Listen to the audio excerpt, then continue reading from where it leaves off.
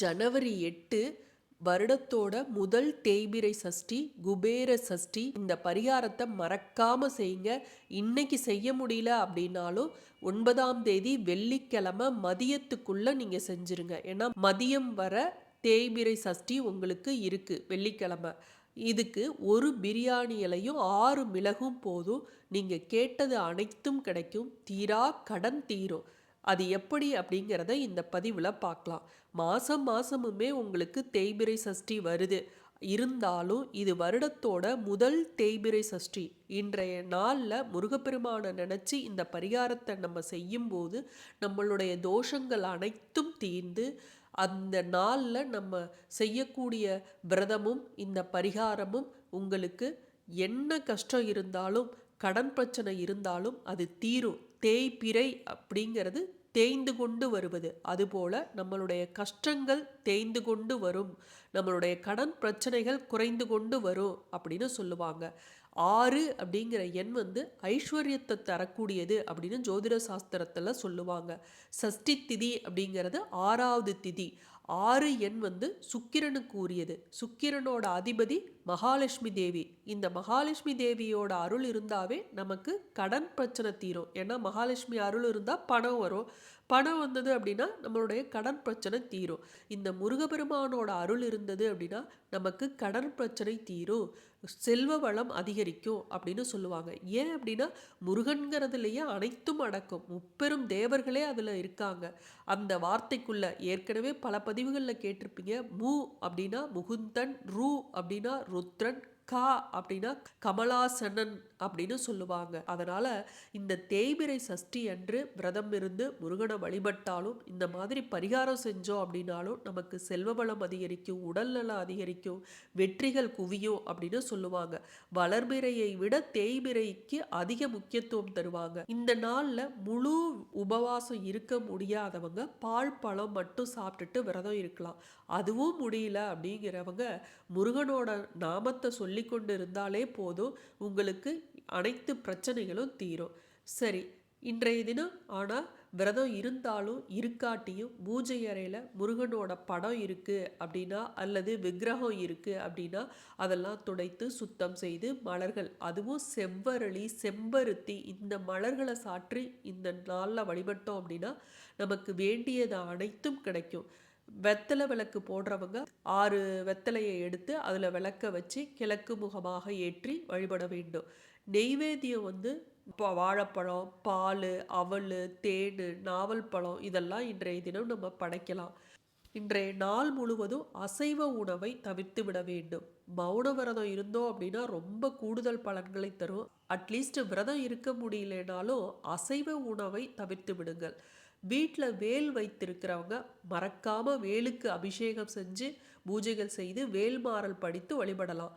கந்த சஷ்டி கவசம், திருப்புகழ் இதெல்லாம் இன்றைய தினம் படிக்கலாம். தேய்பிறை சஷ்டியில் முருகன் கோவிலுக்கு போய் அபிஷேகத்துக்கு தேவையான பொருட்கள் உங்களால் முடிஞ்சதை வாங்கி கொடுங்க.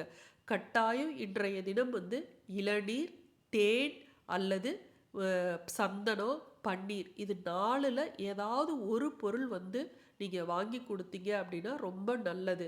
ஜனவரி 8ஆம் தேதி அதாவது நாளைய தினம் வியாழக்கிழமையில தேய்பிறை சஷ்டி வந்திருக்கு. இது வருடத்தோட முதல் சஷ்டியாக இருக்குது. இந்த சஷ்டி திதி எப்போ ஆரம்பிக்குது அப்படிங்கிறத தெரிஞ்சுக்கலாம்.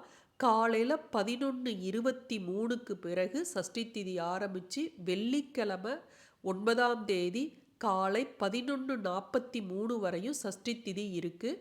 வியாழக்கிழமை ராவுகாலம் பார்த்திங்கன்னா மதியம் 1 to 3, யமகண்டம் காலையில் 6 to 7:30, குளுசம் காலையில் 9 to 10:30. நட்சத்திரம் பார்த்தீங்கன்னா மாலை 5 மணி வரையும் பூர நட்சத்திரம். அதற்கு பிறகு உத்திர நட்சத்திரம். உத்திர நட்சத்திரத்தில் ஐயப்பன் பிறந்திருந்தாலும் பங்குனி உத்திரத்தில் நம்ம முருகனை ரொம்ப வழிபடுவோம். இந்த உத்திர நட்சத்திரமும் முருகனுக்கு உகந்த நட்சத்திரம். அதே போல் கிழமையில பார்த்தீங்கன்னா வியாழக்கிழமை அப்படிங்கிறது குருவுக்குரிய நாள். குரு பகவானுக்கு அதிபதியே பார்த்தீங்கன்னா நம்மளுடைய முருகப்பெருமான். அதனால் கிழமைப்படி பார்த்தீங்கனாலும், திதிப்படி பார்த்தீங்கனாலும், நட்சத்திரப்படி பார்த்தீங்கனாலும் எல்லாமே மிகச்சிறப்பான ஒரு தேய்பிறை சஷ்டியாக இருக்கு. அதனால இன்றைய தினத்த நீங்க தவற விட்டுடாதீங்க. இந்த பரிகாரத்தை எப்ப செய்யலாம் அப்படிங்கிறத பார்க்கலாம். சாயந்தரம் 5 மணிக்கு மேல தான் உத்திர நட்சத்திரம் ஆரம்பிக்குது. காலையில 11:30க்கு மேல தான் சஷ்டி திதி ஆரம்பிக்குது. ஈவினிங் 5 to 8 குபேர நேரமாக நம்ம சொல்லுவோம். அதனால சாயந்தரம் 6 மணிக்கு மேல இந்த பரிகாரத்தை செய்யுங்க. இன்றைய தினம் தவற விட்டுட்டீங்க அப்படின்னா, நீங்க அடுத்த நாள் வெள்ளிக்கிழமை மதியம் 12 மணிக்குள்ள இந்த பரிகாரத்தை செய்யலாம். சரி, இந்த பரிகாரத்தை எப்படி செய்யறது அப்படிங்கிறத நம்ம பார்க்கலாம். இதற்கு ஒரு பிரியாணி இலையை எடுத்துக்குங்க. நல்ல கிழிசல் இல்லாத ஒரு பிரியாணி இலையை எடுத்துக்குங்க. அடுத்தது 6 மிளகு, எண்ணி 6 மிளகு இருந்தால் போதும். சஷ்டி திதி அப்படிங்கிறது 6 அப்படிங்கிற எண்ணிக்கையை குறிக்கக்கூடியது. முருகப்பெருமானை நினச்சி நம்ம இந்த மகா கந்த சஷ்டி விரத நாளில் மிளகு விரதம் அப்படின்னு இருப்போம். முதல் நாள் 1 மிளகு, 2வது நாள் 2 மிளகு, இப்படின்னு நம்ம 6 மிளகு எடுத்து 6 நாட்கள் நம்ம சாப்பிடுவோம். இது முருகனுக்கு மட்டும் இல்லை, அம்மன் கோவில்கள்லையும் பாருங்க, நம்ம உப்பும் மிளகும் சேர்த்து பலிபீடங்களில் கோவிலில் இருக்கக்கூடிய அந்த இது மூட்டையாட்டம் வச்சுருப்பாங்க. அதில் நம்ம உப்பும் மிளகும் வாங்கி கொட்டுவோம். இது தாந்திரீக பரிகாரங்களுக்கும் பயன்படுத்தப்படுகிறது, பணவசியத்திற்கும் பயன்படுத்தப்படுகிறது. இந்த மிளகு பைரவர் கோவில்லையும் பாருங்க மிளகு விளக்கு போடுவோம். இந்த மிளகு ஆன்மீகத்தோடு அவ்வளவு தொடர்புடையது. இப்போ இந்த மிளகு 6 எண்ணிக்கையில் எடுத்துக்குங்க. இந்த பிரியாணி இலையில உங்களுடைய பிரச்சனை என்னவோ அதை எழுதுங்க. இந்த மிளகு 6 மிளகை அந்த பிரியாணி இலையோட சேர்த்து வைங்க. இதை நீங்கள் என்ன பண்ணணும், ஒரு மஞ்சள் துணி எடுத்துக்குங்க. மஞ்சள் துணி தான் பயன்படுத்தணும். இன்றைய தினம் வியாழக்கிழமை. வியாழக்கிழமை அப்படின்னா குருவுக்குரிய நாள். குரு பகவானுக்குரிய நிறம் மஞ்சள் கலர்.